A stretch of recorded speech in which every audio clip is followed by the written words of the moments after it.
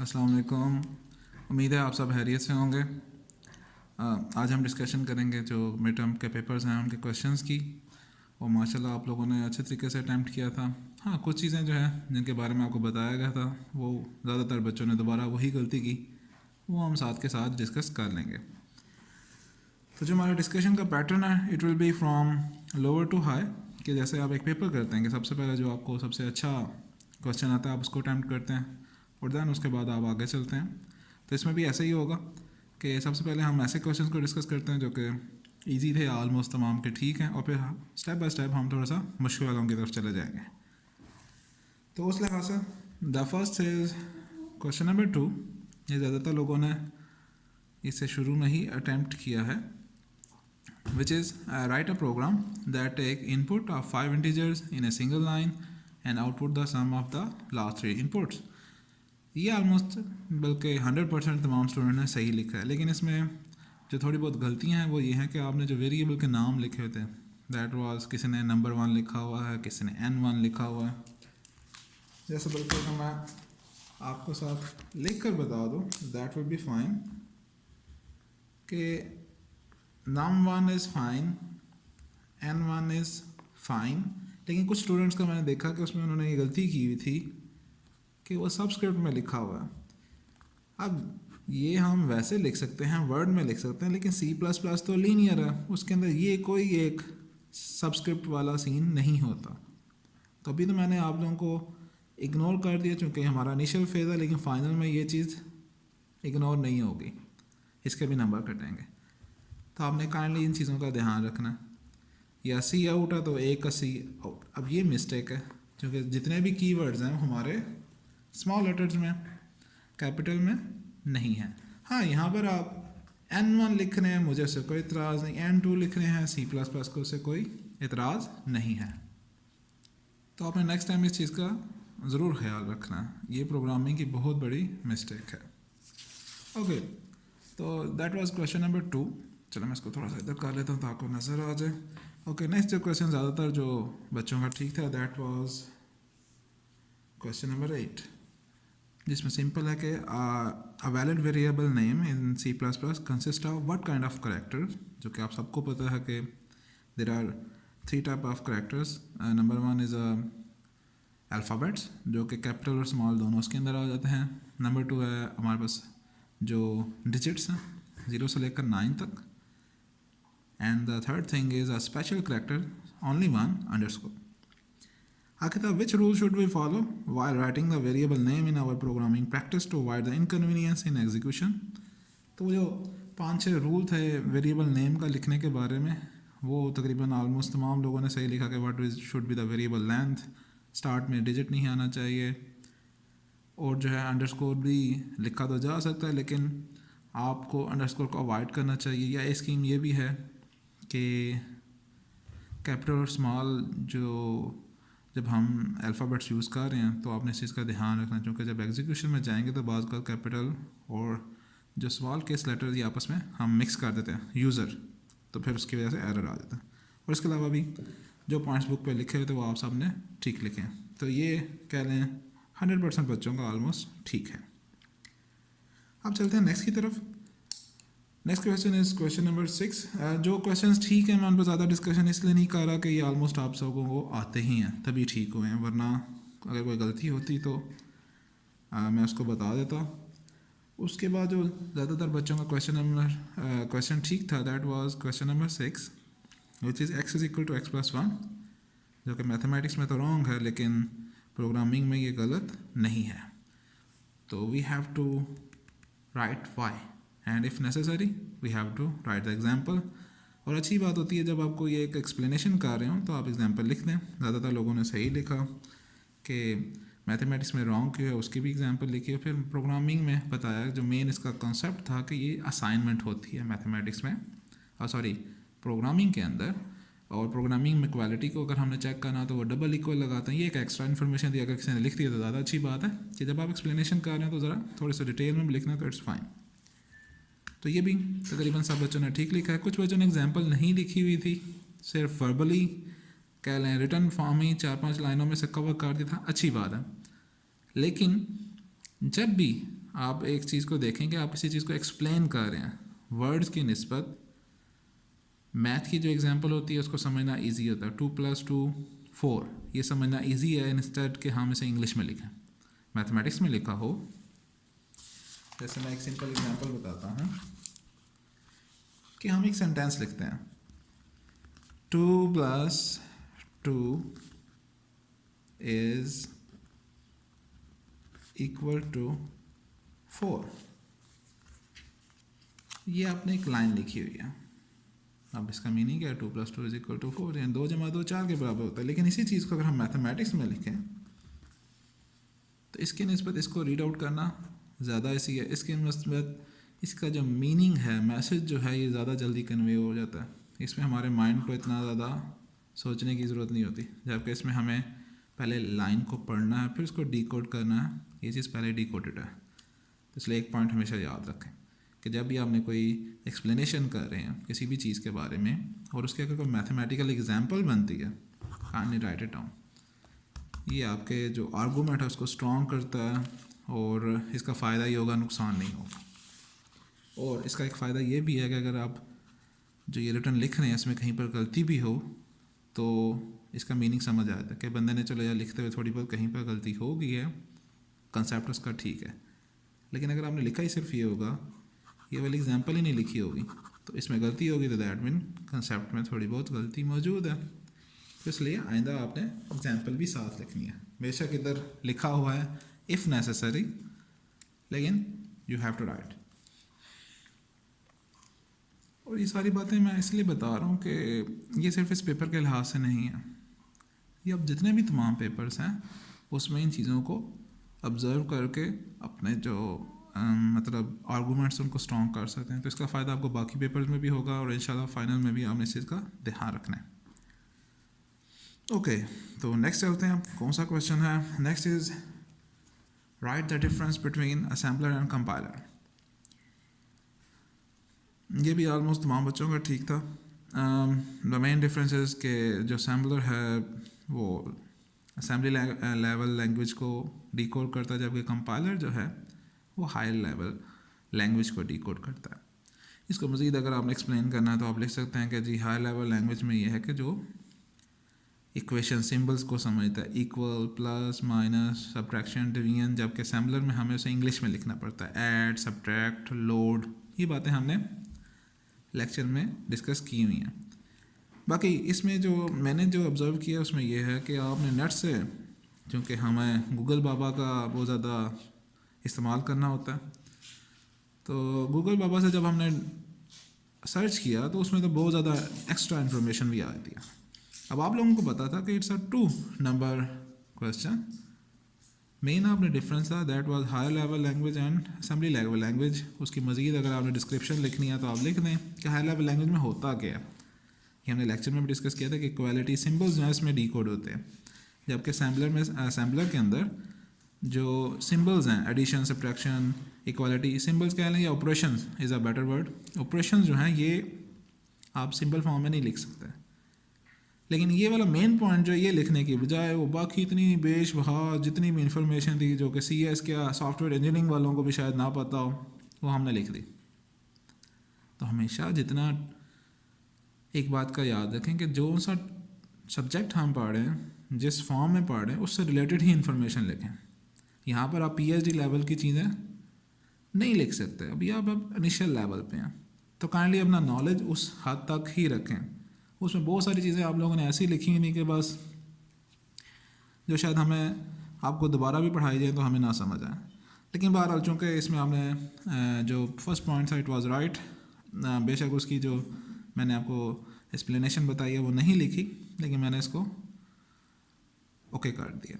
लेकिन next time आपने याद रखना है कि अगर डाटा ज़्यादा भी मिल जाए तो उसमें से जो हमारे काम का है टू द पॉइंट वो लिखना है। ये नहीं कि एक बच्चे ने अगर डाटा कॉपी कर लिया तो तमाम ने जनाब उसी को छापा लगा। इसकी एक एग्जांपल मैं आपके लास्ट में दूंगा जो कि मैंने ऑब्ज़र्व की, छापा लगाने वाली, कि माशाल्लाह इतना यकीन होता है दूसरों के ऊपर कि बस जो दूसरे ने भेजा मिन वन लगाई, जो छापा लगाई, जो मर्ज़ी लिखा हुआ है उसने, और हमें खुद भी नहीं पता कि हम लिख क्या रहे हैं। तो नहीं, हम जब वो चीज़ आएगी तो आपको बताऊँगा और आई थिंक आप लोग भी उससे अमेज होंगे। चलें जी, आगे से चलते हैं कि हम what is the next question जो कि ज़्यादातर बच्चों ने किया, दैट वाज क्वेश्चन नंबर 5। अब हम थोड़ा सा गलतियों वाले सेक्शन में जा रहे हैं। अब ये कह रहा है the importance of member function in software development in your own words, यानी कि जो हम प्रोग्रामिंग लिख रहे हैं या सॉफ्टवेयर डेवलपमेंट जो कर रहे हैं उसके अंदर हमारा मेंबर फंक्शन का असल काम क्या और वो हमें फ़ायदा क्या देता है। अगेन इसमें भी बहुत ज़्यादा बच्चों ने बहुत ज़्यादा ही डिस्कशन लिखी हुई थी। तो मेन पॉइंट क्या था जो कुछ बच्चों ने बहुत अच्छा लिखा कि what was the main point, कि मेंबर फंक्शन का फ़ायदा क्या होता है। वो आप सबने भी लिखा हुआ था उस बहुत ज़्यादा डिस्कशन के अंदर भी, कि मेंबर फंक्शन जो है वो क्या करता है, hide the codes of a certain task. जो भी कोई एक टास्क होता है उसके जो कोड होते हैं इसने बैक एंड पे छुपाए होते हैं जो कि यूज़र के सामने नज़र नहीं आते। उसकी आप लोगों ने एग्जांपल भी लिखी हुई है कि फॉर एग्जांपल जो एक्सेलेरेटर पैडल है वो जो एक्सेलरेशन मैकेनिज्म होता है उसको यूज़र से छुपाता है जो कि इंजन के साथ कनेक्टेड होता है। अब यहाँ पर एक गलती क्या हुई कि एक बच्चे ने बैंक की एग्जाम्पल लिखी थी, बैंकिंग प्रोग्राम की, और उसके अंदर उसने लिखा कि बैंकिंग प्रोग्राम के अंदर जो हम डिपॉजिट करते हैं, बैलेंस फाइंड आउट करते हैं, ट्रांसफ़र करते हैं मनी, ये जो 3 चीज़ें बताई हैं जो कि किसी अकाउंट के ऊपर ऑपरेट होती हैं, these are called member functions. अब जब ये छापा चला आगे, ठीक है, तो लोगों ने सिर्फ आगे वो कम से कम एक वर्ड से एक कह लो मुंह से जब दूसरे मुंह में इस तरह बातें ट्रांसफ़र होती हैं वो चेंज हो जाती हैं। तो जब कुछ एंड पे छापा लगाने वाले बच्चों के पास पहुंची तो उन्होंने क्या किया कि उन्होंने सिंपल लिख दिया कि बैंकिंग जो बैंक है it is an example of member function. तो मैं आपको बता दूं कि फर्स्ट पर्सन ने क्या लिखा, उसने लिखा जी कि बैंकिंग प्रोग्राम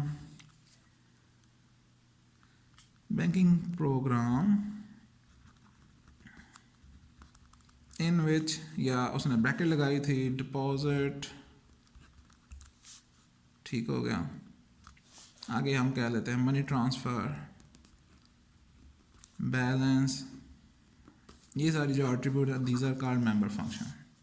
जब ये चीज़ें आगे ट्रांसफ़र हुई तो ये जो ब्रैकेट है ये ख़त्म होती गई और एंड पे क्या लिख लिया सिंपल बैंक, या किसी ने लिखा था, चलो उसने जुमला पूरा, bank in as example of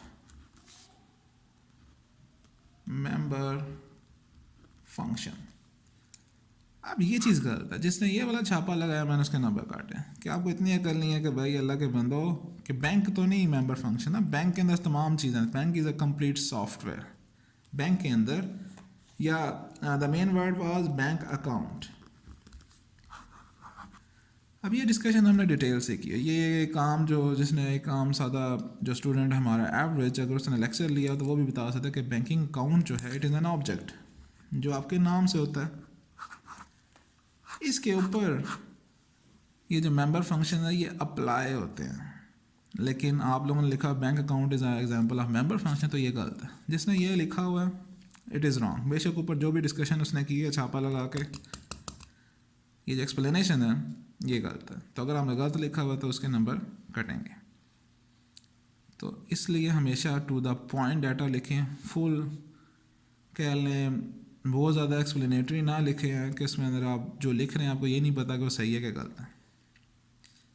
तो फाइनल में इस चीज़ का आपने ध्यान रखना, बल्कि बाकी पेपर्स में भी ध्यान रखना कि बिल्कुल ब्लंडर नहीं मारना कि बैंक अकाउंट इन वो ऑब्जेक्ट है, आप उसे मेंबर फंक्शन बता रहे हो। मेंबर फंक्शन उसके ऊपर जो ऑपरेशन अप्लाई होते हैं, डिपॉजिट, ट्रांसफ़र, बैलेंस, आपने उसके अंदर कोई विड्रॉ करने हैं पैसे and etcetera, these are all member functions. के डिपॉजिट के पीछे भी कोई फार्मूलेशन है, ट्रांसफ़र के पीछे भी फार्मूलेशन है, बैलेंस फाइंड आउट करना है उसके पीछे भी फार्मूलेशन है जो कि यूज़र या कैशियर के सामने से वो हाइड करता। और ये आलमोस्ट क्या है 95%, जो 5% ने सही लिखा हुआ था, बाकियों ने जब उसको शॉर्ट करते गए हैं अपनी तरफ से कि बस ठीक है यार ब्रैकेट में लिखने वाली ज़रूरत नहीं है ये लिख दो, उनका ये गलती है। तो जो गलती करेगा वो फिर उसका नुकसान भी उठाएगा। और कुछ लोगों ने हाइड द कोड की वजह पता नहीं क्या गूगल से जो इन्फॉर्मेशन मिली है उन्होंने लिखी है, लेकिन किसी ने जो मेन इसका ऑब्जेक्टिव है ये लिखा है इट्स फाइन, लेकिन जिसने गलत एग्जाम्पल लिखी हुई है वो फाइन नहीं है। सिमिलरली अब हम चलते हैं क्वेश्चन नंबर 4 की तरफ, जिसमें अब थोड़ी थोड़ी गलतियाँ आ रही हैं। मैं अब आपको उन क्वेश्चन की तरफ लेके जा रहा हूँ।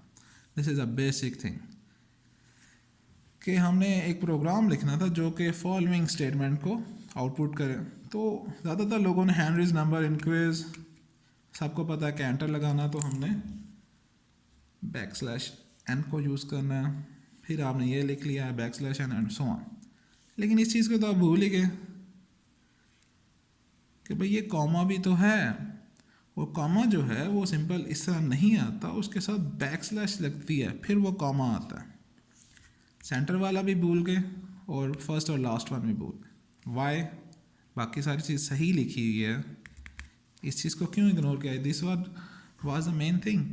बाकी ये तो फॉरवर्ड स्लैशेस हैं, ये बगैर उसके आई। अगर हम ये लिखते कि इधर मैं इस तरह लगाता बैक स्लैश, तो फिर इसके लिए भी हमने रूल पढ़ा हुआ डबल लगाते हैं बैक स्लैश, एक के लिए हमें 2 लगानी पड़ती हैं, लाइक दिस वन। लेकिन है वो तो चूँकि फॉरवर्ड स्लैश लगे तो उसकी फाइन गलती नहीं है। लेकिन आपने ये कॉमा जो गलती है इसको आपने नहीं लिखा। अब ये क्यों हुई? ये इसलिए हुई कि आपने बुक से थोड़ा बहुत देखा ही नहीं, हालांकि it was an open book question. आप लोग बुक से देख सकते थे जो एस्केप करैक्टर्स हैं उनको,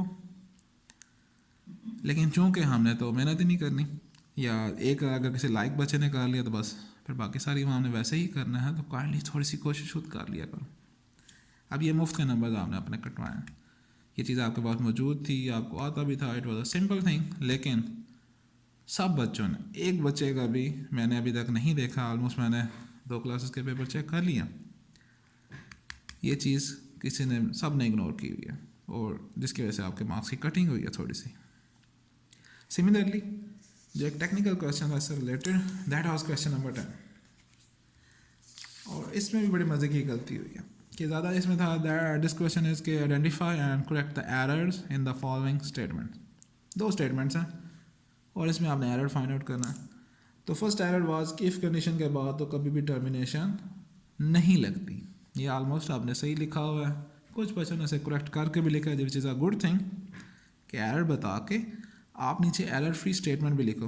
वो एग्जांपल वैसे ही होगी जैसे कि वर्डिंग के साथ साथ हम मैथमेटिकल आंसर भी लिख रहे हैं या एग्जांपल भी लिख रहे हैं।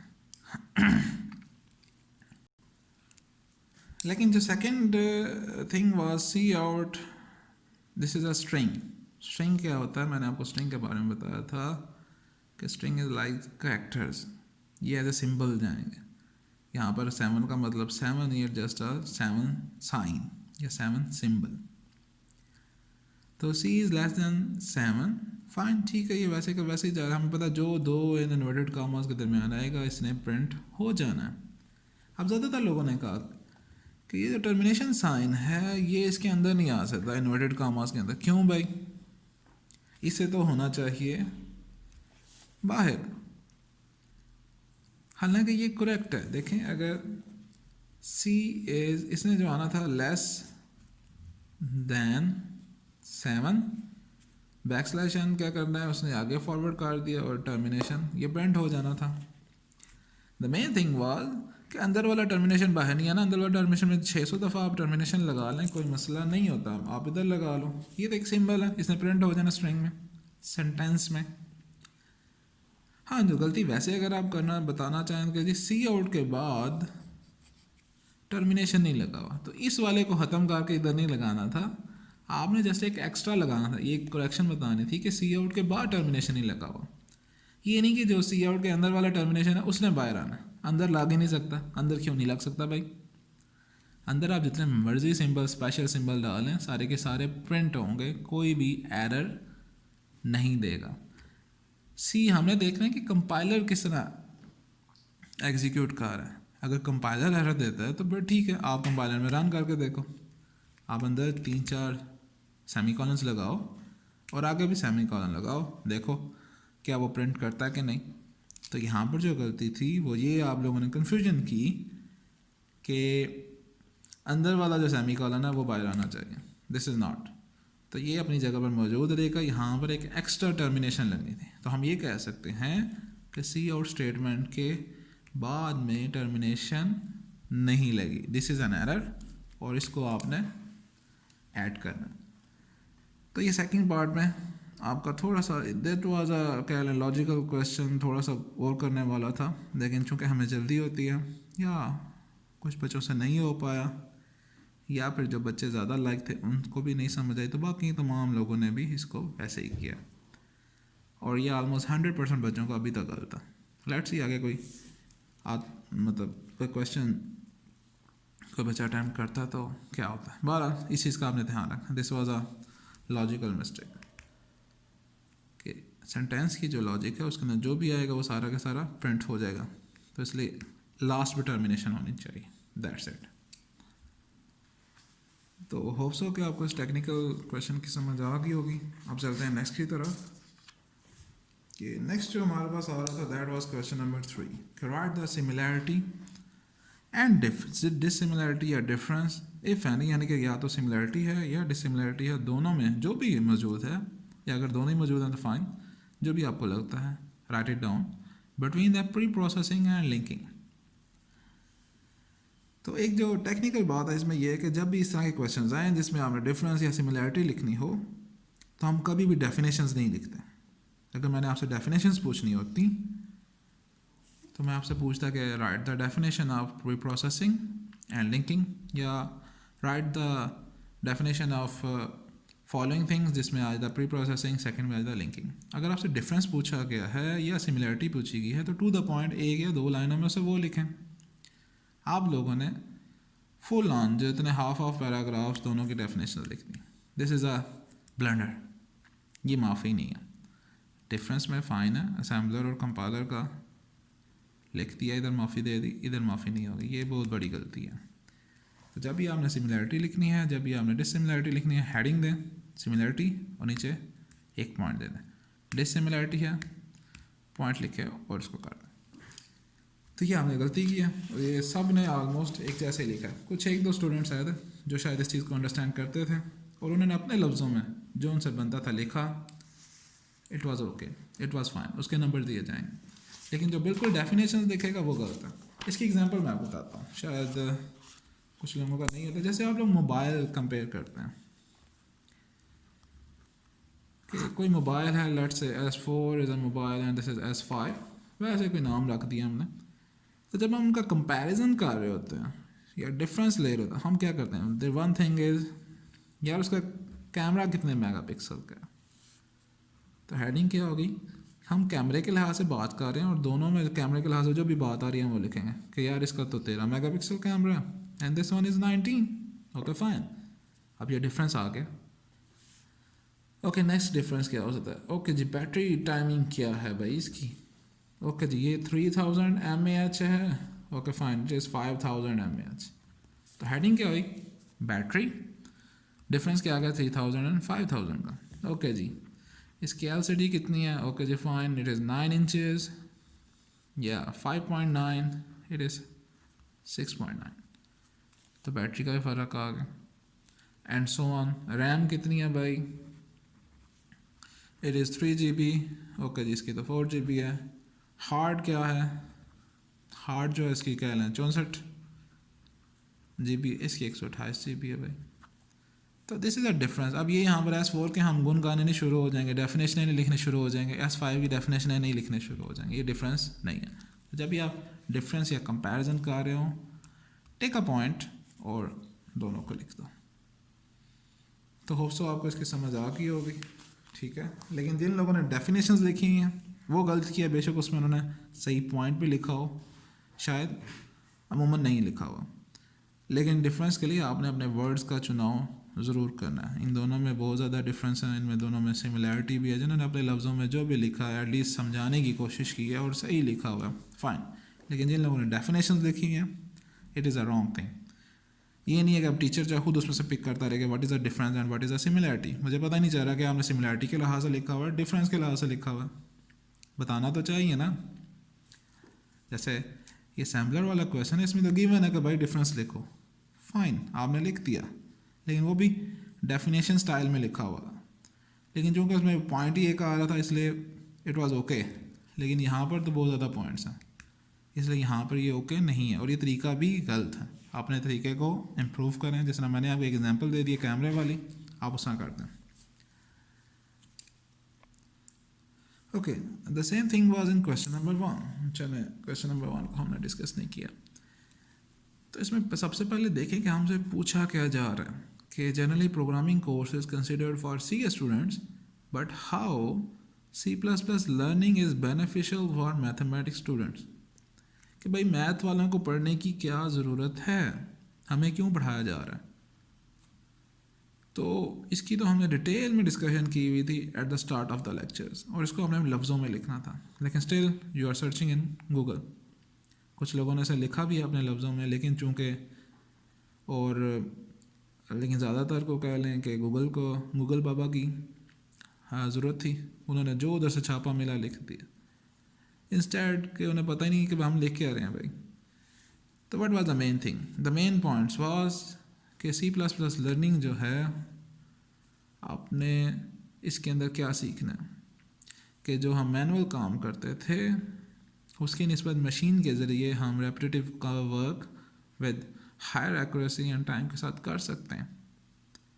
और मज़ीद हमने जो नेक्स्ट जिसके अंदर स्ट्रेटजीज़ होती हैं कि मैनुअल से कंप्यूटर में जैसे कन्वर्ट करना है, ये चीज़ें हमें समझने आनी चाहिए। और उस चीज़ के लिए हम ये पढ़ते हैं कि बाइनरी में हम कैसे कन्वर्ट करें। तो व्हाट आर द स्ट्रेटजीज़, कौन सी स्ट्रेटजी किस तरह लिखना है कंप्यूटर के अंदर, कैसे हमने इनपुट देनी है। लेकिन इसकी निस्बत सिंपल थिंग वाज कि कोई एक आप छोटी मोटी एग्जांपल लिख देते हैं कि भाई ये देखो मैनुअली हमें प्रॉब्लम आ रही है, लेकिन इसी को अगर हम मशीन से करेंगे तो हमें फ़ायदा होगा, and this is the basic one. अब एक और चीज़ जो टेक्निकल है कि यहाँ से आपसे पूछा जा रहा है कि C++ का आपको फ़ायदा क्या है। तो यहाँ पर हमने कंपैरिजन नहीं करना है कि भाई नहीं मैथ वालों के लिए तो मैटलैब और मैथमेटिका सॉफ्टवेयर ज़्यादा अच्छा है, C++ तो नहीं। मैंने यहाँ पर C++ और मैथमेटिका और मैटलैब के डिफरेंस नहीं पूछा है, ऑब्वियसली वो ज़्यादा अच्छे हैं। लेकिन यहाँ पर आपसे C++ का पूछा जा रहा है तो C++ का लिखें, ना कि जो गूगल में आपको आ रहा है कि नहीं भाई C++ तो मैथमेटिक्स के लिए अच्छा नहीं है, वो तो मैटलैब, मैपल, मैथमेटिका ये वाले सॉफ्टवेयर अच्छे हैं। तो काइंडली पहले क्वेश्चन को पढ़ा करें, समझें क्या पूछा जा रहा है, फिर लिखें। तो जिन लोगों ने C++ का इस लिहाज से लिखा हुआ है, थोड़ा बहुत बीच में उन्होंने एक्सप्लेन कर दी कि why we need it, it is good. जिन्होंने जनरल लिखा हुआ है जो टाइम सेव करता है and the one point is accuracy, okay good, उनको भी कुछ ना कुछ नंबर मिल गए। लेकिन जिन्होंने साथ एग्जाम्पल को एक लिख दी है जिससे उसका इम्पोर्टेंस ज़्यादा अच्छी हो गई है, तो इट इज़ ऑल फाइन। किसी ने तो पता नहीं क्या लिखा था, C++ जो है वो नासा में भी यूज़ होती है फला, भाई नासा का तुम्हारे से क्या काम। तो इसलिए थोड़ा बहुत इसे अपने लफ्ज़ों में लिखने की कोशिश करें, ना कि इसे हायर लेवल या पता नहीं जो आपको खुद भी समझ नहीं आ रहा उसमें लिखना है। काइंडली छापा लगाना है, it is a open book question fine, लेकिन उससे वो देखें जो डाटा आपसे रिलेटेड है, ये नहीं कि जो डाटा पूरी दुनिया के से रिलेटेड है वो लिख दें। तो इसलिए एक बच्चे ने ये लिखा था C++ जो है वो, ये मैं आपको बताता चलूँ कि वो मैथ वालों के लिए ज़रूरी नहीं है, अच्छा नहीं है, मैथ वालों के लिए मैथमेटिका और मैटलैब ज़रूरी है। भाई आपसे C++ की इंपॉर्टेंस पूछी जा रही है, आपसे कंपैरिजन नहीं पूछा जा रहा। जब आपसे कंपैरिजन पूछा जाए मोस्ट वेलकम लिखें, लेकिन अभी आपसे C++ का पूछा जा रहा है तो इनिशियल फेज़ के बारे में लिखें।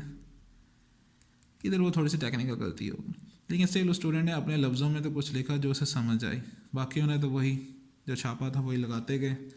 और उस छापे की एग्जांपल में आगे इंशाल्लाह देने लगूँ कि इसमें आप लोग करते क्या रहे हो। Okay, the next thing was question number 9, और इसका भी वही सीन हुआ कि आपसे पूछा जा रहा है कि write an example indicating the usage of all the logical units of a computer, not C++। This is a logical unit, आपने इसे कंफ्यूज कर लिया लॉजिकल ऑपरेटर से। लॉजिकल ऑपरेटर्स होते हैं C++ प्रोग्रामिंग में, कंप्यूटर में नहीं होता है, नंबर 1 थिंग। तो इसलिए यहाँ पर एंड और ठीक है नॉट ये चीज़ें लिखने की ज़रूरत नहीं थी। और सबसे पहले जो पेपर हो रहा है वो जितना आपने पढ़ा हुआ है उससे रिलेटेड है, एक्स्ट्रा नहीं है। लेकिन आप लोगों ने तो ऐसे लिखा है जैसे आप लोग तो C++ के एक्सपर्ट और पूरा कोर्स लिख लिया हुआ। तो पहले क्वेश्चन को समझें कि भाई लॉजिकल यूनिट हमसे पूछा जा रहा है, और ये तो हमने पूरे का पूरा इस पर लेक्चर लिया हुआ। जो एक मज़ीद चीज़ पूछी गई थी कि write an example indicating the usage of all logical units, कि आपने एक एग्जाम्पल बतानी है जिसके अंदर तमाम लॉजिकल यूनिट्स की वर्किंग आ जाए। मैंने यहाँ पर आपसे लॉजिकल यूनिट्स के नाम नहीं पूछे थे। कुछ बच्चों ने क्या किया कि जो भी लॉजिकल यूनिट्स के नाम थे वो उन्होंने 4-5 लिख दिए। कुछ ने सीपीयू और जो अरिथमेटिक लॉजिकल यूनिट है उसको एक कर दिया, फाइन, कोई मसला नहीं है। लेकिन नीचे जो एग्जांपल है वो 2+2 और ऑपरेशंस वाली लिख दी। यहाँ पर आपसे ऑपरेशंस वाली अरिथमेटिक ऑपरेशंस के बारे में नहीं पूछा जा रहा, तमाम के तमाम जो लॉजिकल यूनिट्स हैं उनकी वर्किंग का पूछा जा रहा है। और अगर आपने ये लिखी भी है तो इसको एक्सप्लेन भी करना है भाई कि क्या हो रहा है। मुझे क्या पता इस टाइम में आप इधर ऑपरेटर वाली एग्जांपल लिख लेते। हालांकि जिससे आपने छापा लगाया था उसने ये साथ पूरी स्टोरी लिखी थी कि भाई we are entering from the keyboard 2+2+4+5 enter किया है, it is a input unit. उसने लॉजिकल इनपुट यूनिट में गया, उधर से उसने मेमोरी में रखा, मेमोरी से उसने ALU में ट्रांसफ़र किया, ALU ने उसके ऊपर ऑपरेशंस किए, आंसर बताया, फिर दोबारा मेमोरी में उसे स्टोर किया। मेमोरी से CPU ने देखा कि okay we need to go for output, और उसने आउटपुट लॉजिकल यूनिट को दिया। आउटपुट लॉजिकल यूनिट ने उसे स्क्रीन पर ट्रांसफ़र कर दिया। This is it. खाली 2+2 को आपने क्या करना है भाई। तो इसलिए छापा भी लगा रहे हैं तो थोड़ा बहुत समझ कर लगाएं, और छापा लगाने की ज़रूरत ही नहीं है, ये आपके लेक्चर में था, कोई एक्सरसाइज से क्वेश्चन नहीं आया हुआ। जस्ट थोड़ा सा कि कितने ध्यान से तुम लोग लेक्चर सुनते हो। तो भाई थोड़ा सा लेक्चर सुन लिया करें, आपकी आसानी के लिए इतनी ज़्यादा चीज़ें की गई हैं, लेकिन स्टिल वही बात आगे C++ तो मैथ वालों की ज़रूरी नहीं है। तो भाई ज़रूरी है, आपसे डिस्कस भी किया। अगर स्टिल आपको कन्फ्यूजन है आप मुझसे पूछ सकते हैं, मैं आपको मज़ीद इसमें इंफॉर्मेशन बता दूँगा। लेकिन पूछो तो सही। दीज आर ब्लंडर्स, ये ब्लंडर है। यानी कि अगर 5वीं जमात का या 6ठी जमात का बच्चा भी हो तो वो भी कॉपी एटलीस्ट सही तरह कर लेता। तो अपने आप को थोड़ा सा इम्प्रूव करें, ठीक है। ये चीज़ें नहीं करनी कि भाई बस चूँकि निज़ाम ऐसा चलता आ रहा है हम तो ऐसे ही हैं। You have to make change. इंसान के अंदर चेंज आती है, वो इम्प्रूव करता है। वरना अगर इंसान इम्प्रूव ना करता तो शुरू से ही फिर अभी तक गारों में ही बैठा होता। कभी ये भी तो सोचें, जो बंदा गारों से इंसान निकला है, गारों से उसने इतनी अब हमारी मॉडर्न शेप में आ गया, तो ये किस वजह से है कि उसने अपने सिस्टम के अंदर कुछ चीज़ें देखी, अपने आप में चीज़ें देखी और उसको इम्प्रूव करना चाहा, ख्वाहिश की और कोशिश की। तो आपने भी कोशिश करनी। तो बार जिन्होंने सिंपल 2+2 4 और कुछ भी नहीं बताया हुआ, वो सारे का सारा अरिथमेटिक ऑपरेशंस वाली एग्जांपल थी। अगर आपने वो लिखी है तो साथ आपने ये भी बताना। जिन्होंने नेम्स लिखे हुए हैं, अभी तो चलो नेम्स के नंबर दे दिए गए हैं, फ़ाइन, चलो it was our mid term. लेकिन फाइनल्स में या नेक्स्ट कभी इस तरह के काम नहीं होंगे। जो चीज़ पूछी जा रही है वही आपने लिखना है, खाली नाम लिखने से कुछ नहीं होता। अव्वल तो वैसे सारे का सारे गलत करना जिसने खाली नाम लिखा हो, लेकिन स्टिल इस दफ़ा आपको छूट दे दी गई, कुछ नंबर दे दिए गए हैं। लेकिन जिन्होंने बिल्कुल कुछ नहीं लिखा हुआ, खाली यही एक स्कीम चलाई है, तो वो रॉन्ग है। और ये सारे आपने मुफ्त में नंबर अपने कटवाए हैं अभी तक। वन थिंग वाज लॉजिकल, जो मैंने तो लिखी, it was this. The second one के एग्जांपल है, वो भी आप खुद से लिख सकते थे। सेकंड ये थी। तो anyhow these are the short questions जो कि हमने तकरीबन सारे के सारे डिस्कस कर लिए हैं, फ्रॉम आपके नंबरों के लिहाज से फुल टू लोअर। और अब चलते हैं सबसे लास्ट में, जिसका हमें मोस्ट अवेटेड क्वेश्चन नंबर 6 और 11, बहुत ही मुश्किल सवाल। उफ तौबा तौबा तौबा। Okay, write a program that input any 4 numbers and print the second largest number and write the digits of a second largest number in a row with 3 spaces between them. Okay, question पूछा क्या जा रहा है। उसने कहा है कि आपने 4 inputs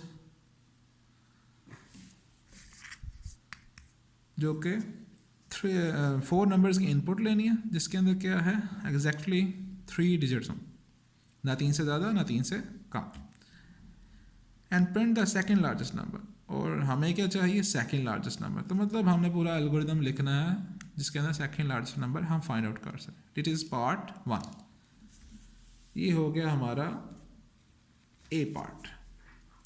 The second thing is write the digits of a second largest number in a row with 3 spaces between them. तो it is part B. तो ये प्रोग्राम क्या है, ये 2 हिस्सों पर मुश्तमिल है. फर्स्ट प्रोग्राम से जो आंसर आएगा उसके ऊपर आपने सेपरेशन वाला ऑपरेशन प्रोग्राम अप्लाई करना. एक एग्जांपल भी दी गई है कि इस तरह आपने 4 नंबर जो है इनपुट लेंगे, तो इसमें से सेकंड लार्जेस्ट 101, 159, 137, 199 है. तो इसमें से आपको जो सेकंड स्मॉलेस्ट है, सॉरी लार्जेस्ट है, the higher is 199 and the second one is 159. तो आपको आंसर देना चाहिए सेकंड लार्जेस्ट नंबर इज़ 159 और उसके बाद separation of digits in second largest number is 1 space 5 space 9.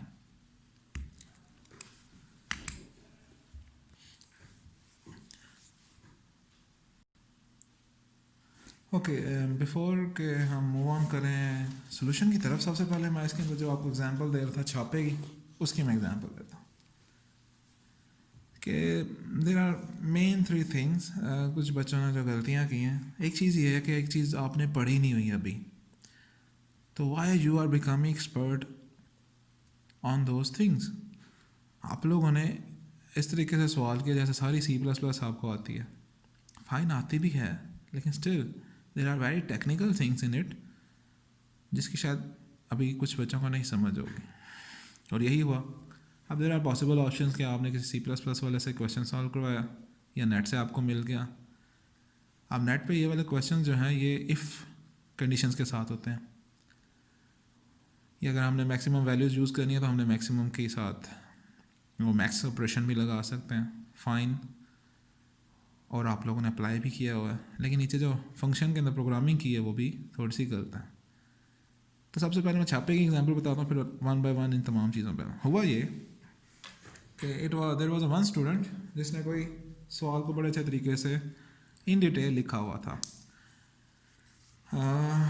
जैसे मैं चला एग्जांपल लिख लेता हूँ कि उसने सबसे पहले कमेंट्स लिखे हुए कि we are taking input of 4 numbers and we have to find the maximum number. कुछ लोगों ने ज़रा स्टाइलिश तरीके से स्टार लगा कर भी किया हुआ. Good, no problem, both are are comments. उसके बाद उन्होंने इनपुट ली, ठीक है, आउटपुट वो प्रॉम्प्ट मैसेज किया. फाइन, आपने प्रॉम्प्ट मैसेज कर दिया. नीचे इनपुट ले के 4 नंबर्स की वो ले ली, फिर उसके नीचे इफ़ कंडीशन लगा के वो ऑपरेशंस लगाए. अब हुआ ये गलती से उनका जो पेज नंबर 11 या 12 जो भी था, this one is a star page, वो PDF में दोबारा अगले सफ़े पे भी आ गया. ठीक है, रिपीट हो गया.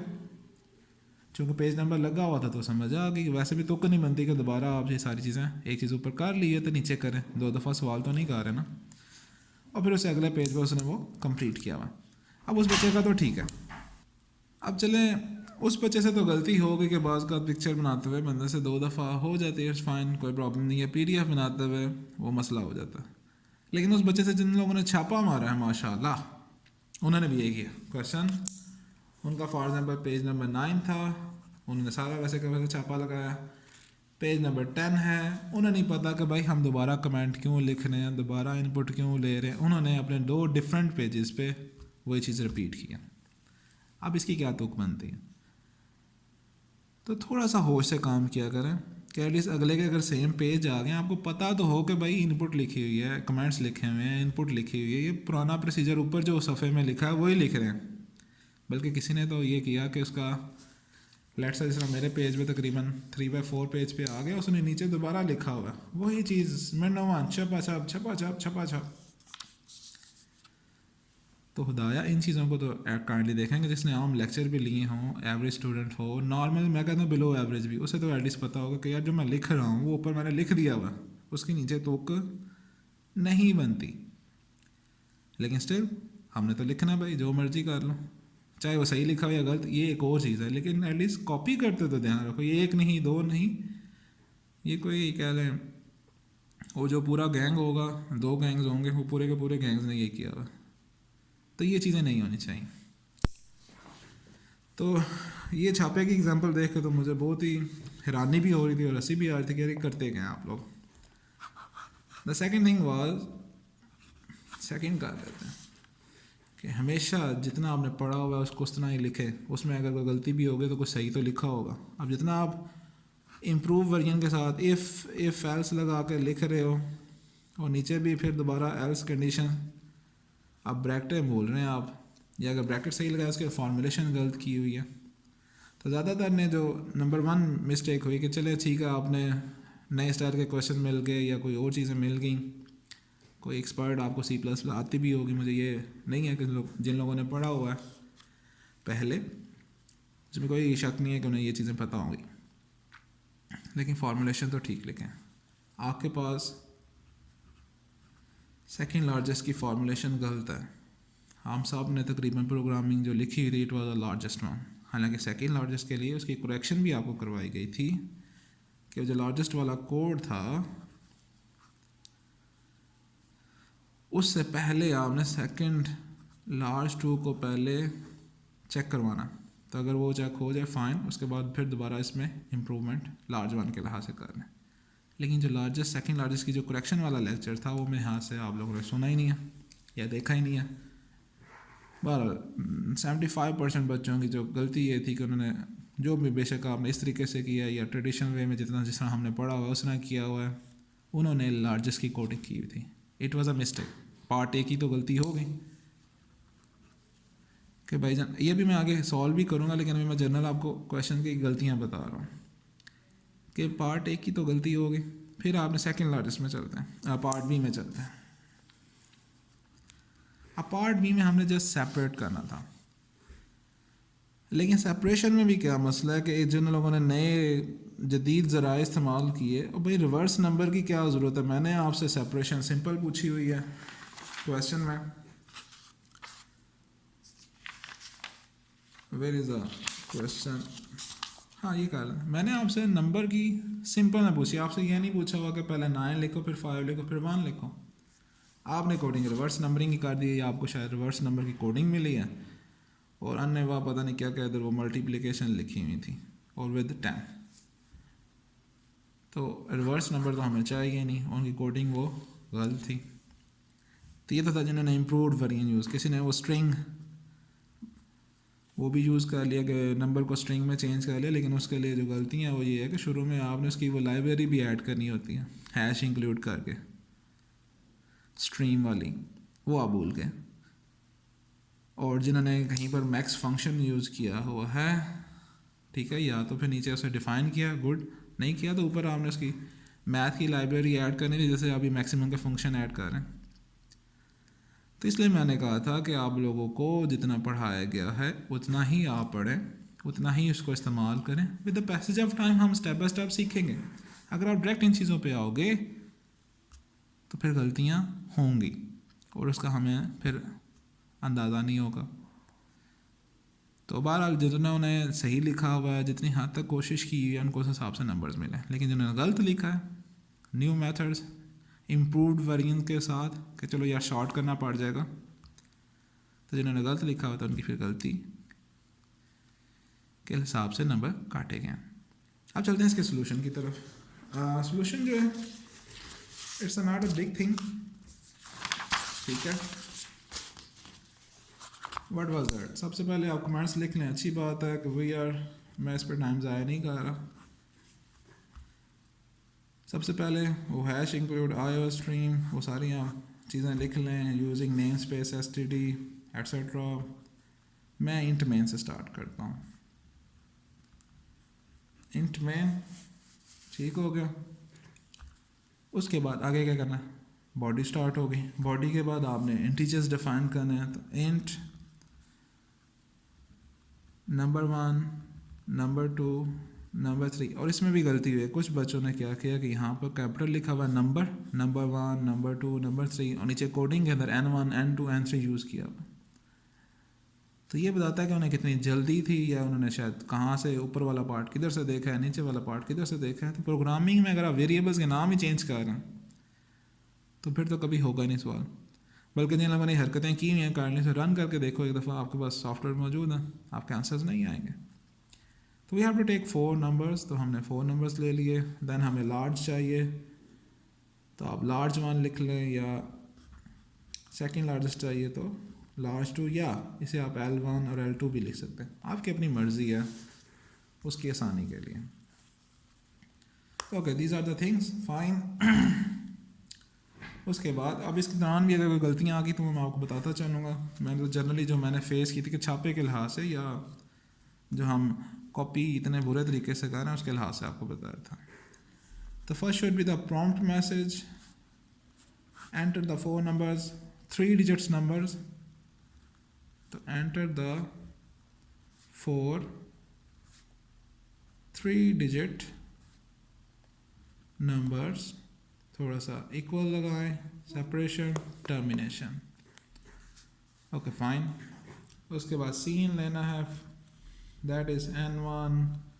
इकट्ठा ही ले लें बजाय कि आपने 3 लाइनों में लेना है तो अपना टाइम बजाय स्टेप बाय स्टेप करने। कुछ बच्चों ने enter the first number, enter the second number, enter the third number वो लिखा है, बेशक वो ठीक है लेकिन वो टाइम कंज्यूमिंग है। तो जब हम एक चीज़ की इनपुट इकट्ठी ले सकते हैं तो उसको यूज़ करें बजाय कि उसको 4 लाइनों में आप सेपरेट करें।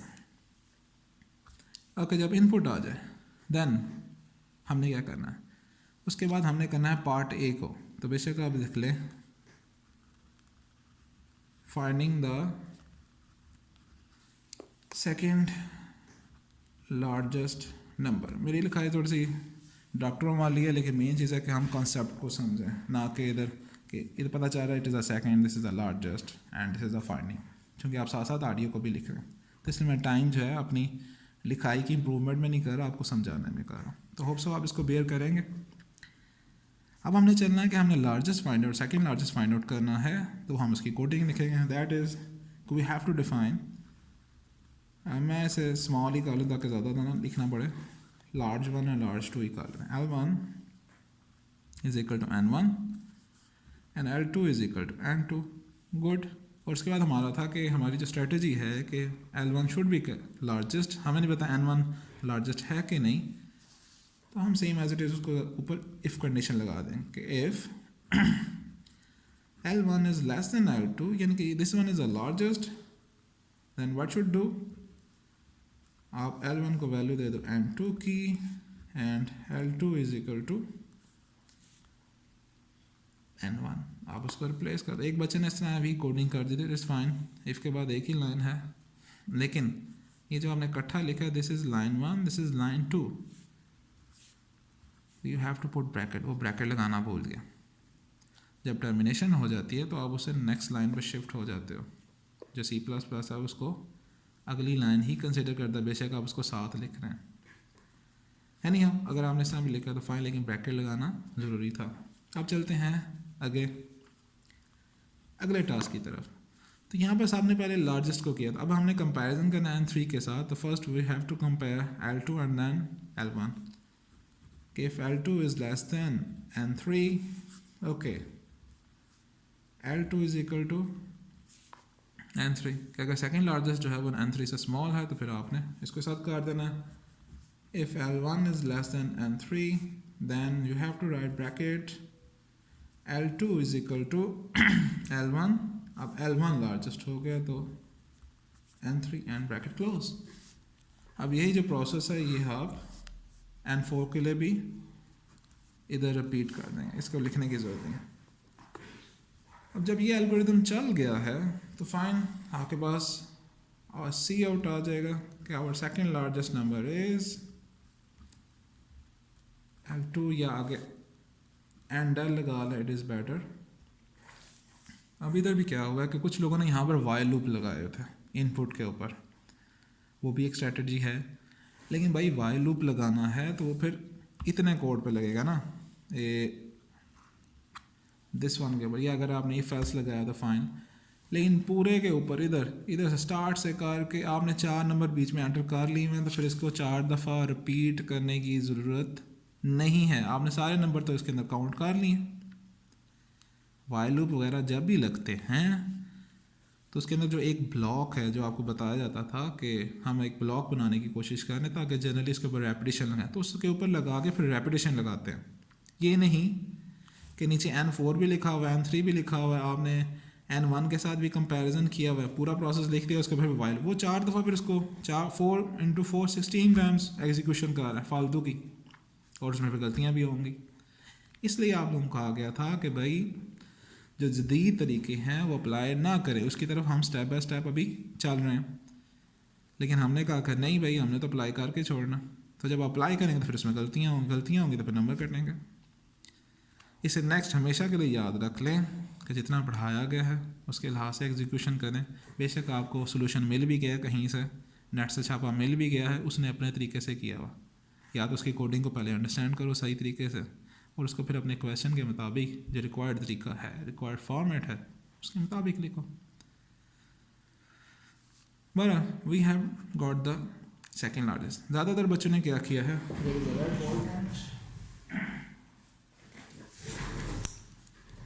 ये वाला जो ब्लॉक है इसको खा ही गए हैं, चूँकि उन्होंने पहली वीडियो देखी है, उसमें जो क्वेश्चंस हैं, उसमें जो कमेंट्स के अंदर कई बच्चों ने कहा हुआ था कि हमारे आंसर्स ठीक नहीं आ रहे, उन बच्चों ने ही बताया था। तो ये प्रोग्रामिंग इसीलिए आपके लिए छोड़ी जाती है, ये ब्लॉक्स इसलिए छोड़े जाते हैं कि एटलीस्ट आप ट्राई करें, आपको पता चले कि भाई गलती आ रही है। इससे तो साफ पता चलता है आप लोग लेक्चर ही नहीं सुनते, या समझते ही नहीं है, या उसको अप्लाई करके देखते नहीं हैं। तो एक बात याद रखें कि प्रोग्रामिंग जब तक आप एग्जीक्यूशन नहीं करोगे ये आपको नहीं समझ आएगी। जो प्रोग्राम आप पढ़ रहे हो उसको एग्जीक्यूट करके ज़रूर देखना, चाहे आप उस दिन करें, अगले दिन करें, एक वीक के अंदर उस लेक्चर से रिलेटेड जितने भी क्वेश्चंस हैं उसको आपने ज़रूर ट्राई करना। जब तक इसे नहीं करोगे आपके पास एरर्स आएंगे, आपको नहीं पता चलेगा। ज़ुबानी ये प्रोग्रामिंग नहीं होनी। ये चीज़ें मैं इसलिए बता रहा हूँ कि अभी हमने मिड के बाद ही पढ़ना, तो मिड के बाद अभी तो चलो इजी थोड़ा सा आपको पेपर मिल गया, मिड के बाद थोड़ा सा और मज़ीद कंसेप्चुअल होना। अभी तो मैंने इजी रखा था, लेकिन माशाल्लाह हमारी क्लास में या क्लासेस में तो तमाम बच्चों ने तो वाइल लूप लगाए हैं, एडवांस टेक्नोलॉजीज़ यूज़ की हुई हैं, तो दैट मीन आप लोगों को आता है ये चीज़ें। तो फिर इन बेसिक्स के ऊपर टाइम ज़ाया करने की ज़रूरत नहीं, हम थोड़ा सा एडवांस की तरफ चले जाएंगे। ये वाली करेक्शन मैंने आपको बताई हुई थी, लेक्चर में बताई हुई है, आपके अलग स्पेशल लेक्चर भी अपलोड किया गया था, लेकिन स्टिल ऑल इन वेन, क्योंकि हमने नहीं पढ़ना। तो जिन बच्चों ने देखा हुआ था उन्होंने तो सही कर लिया, जिन्होंने नहीं देखा हुआ था, जिन्होंने खुद कभी चला के चेक ही नहीं किया यार गलती क्यों आ रही है, उनके साथ ये मिस्टेक हुई है। जिन्होंने नए तरीके अप्लाई किए हैं, उन नए वाइल लूप्स का पता ही नहीं है, नेस्टेड लूप्स का पता ही नहीं है, लेकिन लिख दिया, तो फिर जो गलतियाँ वो भुगतें। तो ये चीज़ें इसलिए बताई जा रही हैं कि आप लेसन हासिल करें, सबक हासिल करें, ठीक है। एक वो कहावत भी है कि if you lose never lose the lesson. उस वाक़े के पीछे ना पड़ जाएं, जो उसे सबक मिल रहा है उसको कभी ना भूलें। जिसने सबक दिया है, जिसने कुछ जो भी ज़िंदगी में हालात वाक़यात हैं, हालात वाक़यात को कोसे ना, उसको याद ना रखें, उनसे जो लेसन मिल रहा है उसको याद रखें, ताकि नेक्स्ट आप फिर इम्प्रूव कर सकें। Okay, this was the A part. अब ए पार्ट के बाद बी पार्ट में जो ज़्यादातर एक दो गलतियाँ और भी हैं वो मैं आपको बताता चलूँ। ये तो मैंने जस्ट वैसा ही लिखा है बी पार्ट आपको बताने के लिए। Our coding is from blue ball point. तो हमने ये करना था कि हमने we have to separate L2 second largest number. Second largest number को हमने सेपरेट करना है, तो हमने तरीका पढ़ा हुआ कि ये 3 डिजिट नंबर है, तो मतलब पहले आपने से 100 से डिवाइड करना है। तो कुछ लोगों ने लूप लगा के किया, कुछ ने वैसे किया है। द फर्स्ट थिंग वाज कि let's say a is equal to L2 divide by 100। किसी ने इसे सी आउट डायरेक्ट ही कर दिया कि first number is cout, fine. आप इसको सिंपल इस तरह भी लिख सकते हैं, बजाय अलग करने के cout L2 divide by 103 spaces. तो बात ठीक है भाई, आप डायरेक्ट भी एक लिख सकते हैं, वरना पहले आपको ए लिखना पड़ेगा, फिर ए को प्रिंट करना पड़ेगा। अब यहाँ पे डिवीजन है, 3 डिजिट नंबर है, तो automatically what ever the number was I think 159, इसको जब आप 100 से डिवाइड करोगे तो आपके पास 1 पॉइंट समथिंग आएगा, लेकिन जब ये इंटीजर में स्टोर होगा तो आपके पास 1 ही आएगा। देन आपने इसे कन्वर्ट करना है 2 डिजिट नंबर में 59, उसके लिए आपको लिखना पड़ेगा, वो हमने इसकी सारी प्रोग्रामिंग लेक्चर में पढ़ा हुआ है कि आप सेम में स्टोर कर सकते हैं। हमने 100 से परसेंटेज ले लेना, और यही प्रोसेस फिर हमने आगे रिपीट करना है विद यूजिंग 10 और लास्ट में 1। अब ज़्यादातर बच्चों ने क्या गलती की कि एक बच्चे ने गलती से जो है ऊपर लगा दिया परसेंटेज और इधर लगा दिया डिवीजन। अब ये तो मीनिंग ही चेंज हो गए हैं। परसेंटेज कर दिया तो वो तो 59 प्रिंट करेगा, और एल टी की डिवीजन कर दी तो वो तो 1 आवर, और आगे सारे का सारा काम खराब। लेकिन जिसने छापा मारा दबा छापा मारी गया। किसी ने यह नहीं देखा कि यार लेक्चर ही ओपन करके देख लो कि व्हाट वाज द कोडिंग। लेकिन नहीं, हमने नहीं करना, तो आपकी मर्ज़ी है। तो जिन्होंने ये मेन गलती की है, आगे आप जितना मर्ज़ी लिखो, जब मेन प्रोसीजर ही गलत है तो फिर ये सारे का सारा ही गलत है। और ये गलती नहीं होनी चाहिए थी। ये गलती बता रही है कि हम लेक्चर नहीं पढ़ते हैं, हमने नहीं समझना। These are the blunders. ये गलतियाँ भी नहीं है, ब्लंडर है। और ब्लंडर्स की माफ़ी नहीं है, गलती की माफ़ी है, ब्लंडर की माफ़ी नहीं है। और ज़्यादातर ने क्या किया है, चूँकि वो लूपिंग वाला कहीं से छापा लगाया होना है, उसने लिखा हुआ था 10, वो रिवर्स नंबर वाला। तो भाई 3 डिजिट नंबर है तो पहले 100 से करेंगे, फिर 10 से करेंगे, फिर 1 से करेंगे। तो वो भी गलती इसमें शामिल हो जाएगी। अगर उसने प्रोसीजर सही लिखा हुआ है, ये भी नीचे डिवीजन इधर सही लिखा है, मतलब ऊपर डिवीजन लगाया, नीचे परसेंटेज लगाया, 10 लिखा हुआ, मैंने से 100 कर दिया, इग्नोर कर दिया कि चलो यार कुछ नहीं होता, नीचे सही लिखा हुआ 10 लिखा हुआ है, नीचे 1 लिखा हुआ है, प्रोसीजर से पता चल जाता। लेकिन जिसने प्रोसीजर ही सारा गलत लिखा हुआ है उसकी माफ़ी नहीं है। तो this was the biggest mistake.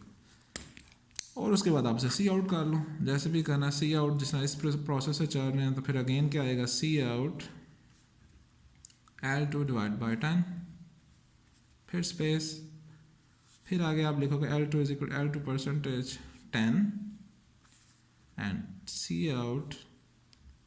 Last में बच ही जाना एक नंबर, तो इसे लिख लें या ऐसे लिख लें, सेम ही बात है। And your program is complete. तो दिस इज़ इट। ज़्यादातर मसला इस एक प्रोग्राम में हुआ है। अभी तो चलें ये सारे के सारे कुछ हम थ्योरी पढ़ रहे हैं, लेकिन आगे ज़्यादातर प्रोग्रामिंग ही आनी है, ज़्यादातर क्वेश्चंस ही आने हैं। और जब तक आप उनको एग्जीक्यूट नहीं करेंगे, प्रैक्टिस नहीं करेंगे, इस तरह के ब्लंडर्स होते रहेंगे। तो इसलिए मेरी रिक्वेस्ट है आपसे, चूँकि आपको समझाया तो जा नहीं सकता, रिक्वेस्ट ही की जा सकती है कि अल्लाह के मदो खुद प्रैक्टिस किया करें, ना कि आप चंद मसीहाओं पे बैठे रहें। अगर एक मसीहा ने गलती कर दी वो तमाम करोगे। अभी तो चलो चूँकि मिड टर्म था, थोड़ा सा इग्नोर किया गया कुछ मिस्टेक्स को कि नहीं, it is the first time of programming, final में नहीं किया जाएगा। आई एम सॉरी जे अगर चीज़ें मैंने आपको बता दी हैं। अगर फिर दोबारा आप गलती करोगे तो फिर उस गलती की सज़ा भी मिलनी चाहिए।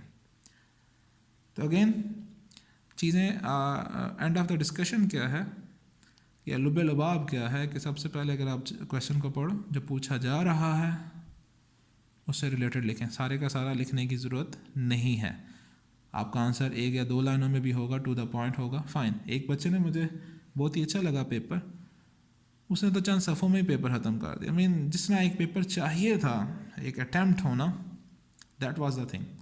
To the point, no lengthy things, simple question लिखे हैं, सिंपल आंसर्स लिखे हैं, 2-2, 3-3 लाइनों में उसने शॉर्ट क्वेश्चन को ख़त्म किया हुआ। जो मेन बात थी वो लिखी हुई है, और हाईएस्ट मार्क्स भी लिए उसने। जिन लोगों ने छापी गए हैं, ये गिट्ठों वाला साहब नहीं इधर होना। गिट्ठों वाला साहब प्रोग्रामिंग में हो ही नहीं सकता है, तो उनके नंबर कम आए। तो होप सो आप लोग इंशाल्लाह नेक्स्ट टाइम करोगे अच्छा। मुझे उम्मीद है आप लोग कर सकते हैं। थोड़ी सी तवज्जो की ज़रूरत है, आप तवज्जो दें। आप लोगों के माइंड्स बहुत शार्प हैं। अगर ये नेगेटिव थिंग्स में शार्प हैं तो पॉजिटिव थिंग्स में भी शार्प होंगे, डेफिनेटली बात है। क्योंकि माइंड तो वही है, शार्पनेस तो वही है, जस्ट आपने उसे राइट डायरेक्शन में करनी है। तो इस पे थोड़ी सी तवज्जो दें काइंडली।